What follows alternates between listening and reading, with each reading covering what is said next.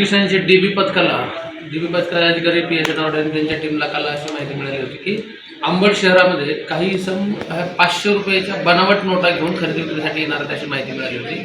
त्यानुसार त्यांनी सापळा लावला आणि सापळा लावल्याप्रमाणे त्यांना जो खबऱ्यामार्फत जी माहिती मिळाली होती की त्या इसमाबद्दल त्याच्या स्वरूपात इसम त्यांना मराठी फाट्यावर दिसल्यानंतर त्यांनी त्या इसमाला पकडलं आणि त्याची आम्ही झडती घेतली असता त्याच्याकडे त्या 500 रुपये दराच्या नोटा मिळून आल्या।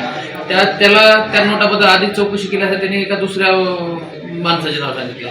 आपण त्याला त्या पद्धतीने दुसऱ्या माणसाला पण ताब्यात घेतले। अशी एक सायकल होती, ह्या सायकलमध्ये जवळपास 4-5 लोक इन्व्हॉल्व होते। त्यांना आपण प्रत्येकाला ताब्यात घेऊन त्यांच्याकडून जे 500 रुपयाच्या बनावट ज्या चलनी नोट आहेत हुबेहूब आपल्या ज्या ओरिजिनल नोट आहेत त्या ओरिजिनल नोटासारख्या दिसणार त्यांच्याकडे बनावट 500 रुपयाच्या नोट आहेत ह्या त्यांच्याकडून आपण जप्त केल्या। असे एकूण जवळपास 244 नोटा म्हणजे त्याची किंमत आहे 1,22,000 रुपये अशी आपण बनावट जे चलन आहे त्यांनी वापरासाठी आणलेल्या 5 आरोपींनी तर ते आपण जप्त केलेलं आहे।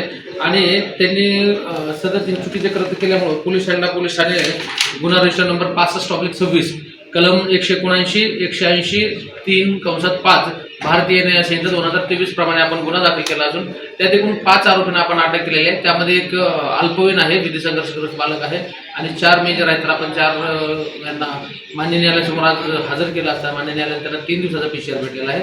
तर अशा स्वरूपाचा जो गंभीर गुन्हा आहे यामध्ये आणखी कोण आहे का, याचा मुख्य सूत्रधार कोण आहे, कुठे छापलं जातं, याची प्रिंटिंग कुठं होते याबद्दल अजून अधिक सविस्तर त्यामध्ये तपास चालू आहे।